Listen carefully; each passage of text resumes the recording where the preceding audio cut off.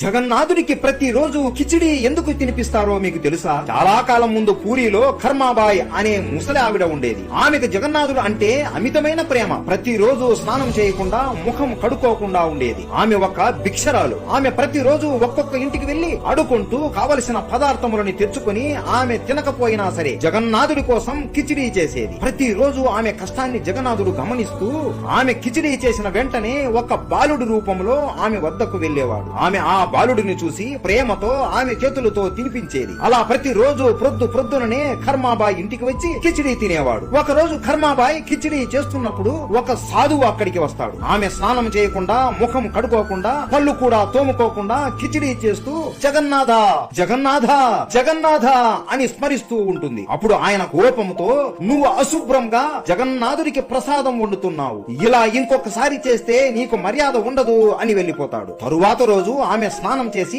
కిచిడి వండుతుంది. అని ఆ రోజు చాలా ఆలస్యం అయిపోతుంది. ఆలస్యం అయిపోయింది అని ఆమె ఎంతో బాధపడుతుంది. ఆ బాలుడు వచ్చి కిచిడి తింటున్నప్పుడు మందిరంలో కూడా మధ్యాహ్నం భోజనాలు మొదలు పెట్టారు. జగన్నాథుడి ముఖం మీద కిచిడి మెతుకులు ఉన్నా కూడా శుభ్రం చేసుకోకుండా పరిగెత్తుకుంటూ ఆలయానికి వెళ్లిపోతాడు. అక్కడ పూజారులు జగన్నాథుడి విగ్రహాన్ని మూతికి కిచిడి మెతుకులు ఉండడం చూసి ఆశ్చర్యపోతారు. అప్పుడు అందరికీ అర్థమవుతుంది, మన ప్రభువు అన్నం తినిపించే చెయ్యి చూస్తాడు కానీ ఆ చెయ్యి ఎలా ఉంది అని కాదు. అప్పుడు అక్కడ ఉన్న సాధువులు అందరూ కర్మాబాయి ఇంటికి వెళ్లి ఆమెకి క్షమాపణ చెప్పి ఆమె కిచిడి ఎలా చేస్తుందో నేర్చుకుని అప్పటి నుండి ఇప్పటి వరకు ఉదయాన్నే